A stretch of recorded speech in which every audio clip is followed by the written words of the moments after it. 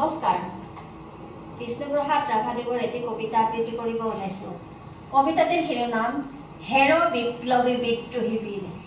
হেৰ বিপ্লৱী বিদ্ৰোহী বীৰ, তুল তুল অৱনত শিৰ। অতদিন তই আছিলি সুসুপ্ত, পৰপ্ৰদানত নিৰ্যাতিত নিপীড়িত, দলিত পতিত। আজি এই নতুন যুগত হ তই জাগ্ৰত।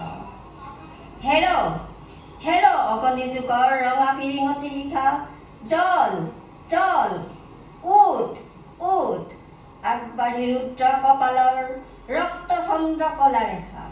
তুলি ল সৌ কৰালি কালিৰ ভীম ভয়ংকৰ সৰ্গ। ভাং ভাং ভাং ভাং কৰাৰ কপট ক্ষত অভিশাপপূৰ্ণ এই দুসময় দুৰ্গ। এইৰাম নয়নাভিৰাম কৃষক জনক ফুটা, গোসানী লখিমী সীতা তোৰ অভিস্পৃতা, তোৰ শপতিত সুৰক্ষিতা।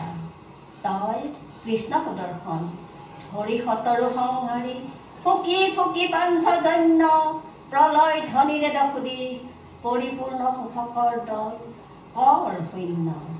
তই সব্যসাচী নৱব্যূহ ৰচি, অৰ্জুনৰ বিজয়ী গাণ্ডীৱ বাহুবলেৰে ল তুলি ল নহবি নিৰ্জীৱ।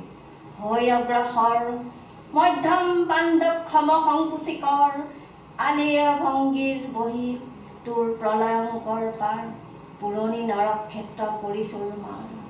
স্ৰজ নৱধৰ্ম বুকুত ধৰাৰ এই অগ্নিগিৰি অৱনিয়োগাৰী, জ্বলা জ্বলা শতলক্ষ্য পাপ অনৰ্বল হৈ দাবানল।